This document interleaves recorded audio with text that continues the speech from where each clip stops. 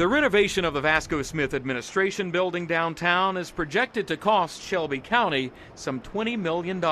You guys aren't trying to outfit this like a Cadillac, are you? No, sir. It is not like a Cadillac at all. County engineer Tom Needham showed me the plans. It is the first major renovation of the building forever. And says added expense will be spared. So more like a Buick, maybe? Let's say more like a Chevrolet with leather. But one man familiar with the project emailed me his concerns about the costly countertops specified in the plans, made of a sustainable recycled glass material called ice stone. The architect calls for this pattern known as snow flurry, which would top reception counters in the lobby areas on all 11 floors. They could run from $85 to $150 a square foot. That is significantly more than the quartz or granite countertops on display in this Olive Branch showroom. I would say probably your average pricing for granite is going to be anywhere between $60 and $70 a square foot. And that's nice granite. And that's nice granite, yeah. The man who contacted me claims ice stone countertops cost more than those he's installed in many hotels and casinos, perhaps because it's a fairly new product and so environmentally friendly. But Needham believes its durability over time might be worth the initial investment. This will have to last at least my lifetime and probably yours.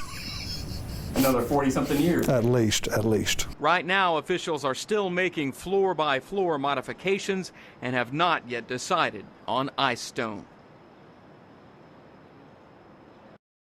47-year-old John Bergorgas was indicted and arrested Monday for allegedly falsifying election documents. Officials say he lied about where he lived when filing paperwork to run for 2 offices at the Fayette County Election Commission. Turns out Bergorgas lives in this house in Germantown, in Shelby County. You're committing a Class D felony if you knowingly falsify information on that document. Fayette County Election Administrator Jamie Jenkins showed me what's known as a nominating petition, on which candidates are required by law to list their correct address. If it requires a primary residence, it would be in the district for which position you're seeking. The Tennessee House District 94 seat was one of 2 races officials say Bergorgas filed for. As you can see on this map, though, the district includes all of Fayette County, parts of Hardeman and Tipton counties, but none of Shelby County. The second position was a seat on the Fayette County School Board.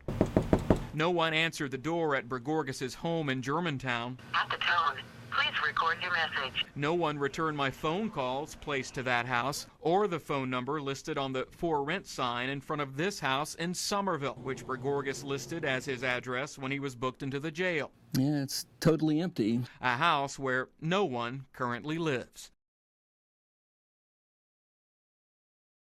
The Med goes to great lengths to protect patient privacy. That's why it was a shock when the hospital admitted a recent breach, during which 3 unsecured emails were sent with an attachment containing the names, birth dates, social security numbers, and home phone numbers of an undisclosed number of patients. It's not good. It's not good business either, and they should take more precautions, but then you think, we thought they were doing that in the first place. In a news release, the Med said, quote, "The medical center believes this was an innocent employee mistake and has not received any indication that patient information has been used or further disclosed in an inappropriate manner by anyone. Internal steps are supposed to help prevent future incidents." But then we found these 2 sheets of paper on the ground outside the emergency room entrance. Each included the names of who appeared to be patients, their medical record and financial information numbers, plus why they were admitted, which we've blurred. I snapped a few pics for the Med's PR department. Patient names and conditions and what they were treated for. Before talking with the families of 2 patients. Oh my God, I just pray that my baby stuff don't get around like that got around. Because that is personal information. They can utilize that and use it in a lot of different ways and harm that person. We have yet to get an explanation about how this paperwork ended up where it did.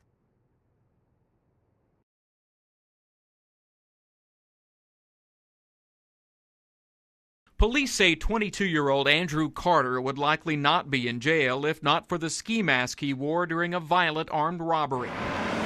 of this family dollar store on East Range Road back in December of 2010. If he did that, then I'm glad they caught him. Police suspected Carter was the culprit all along, but he was initially released from custody after employees who were robbed at gunpoint failed to identify him in a photo lineup. Unfortunately for Carter, a ski mask left on the scene was finally sent to the TBI's crime lab for DNA testing. That was dumb on him.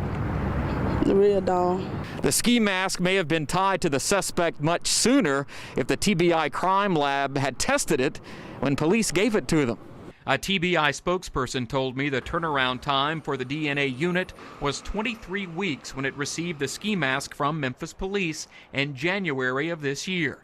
She added, quote, "The unit also prioritizes cases and works violent crimes first, homicides, rapes, etc., and property crimes second. This case is considered a property crime. A crime Family Dollar customers like Ashley Hoof are glad science finally solved." Are you glad he left the ski mask behind? Yeah, I'm glad they have technology like that, they can see who it was.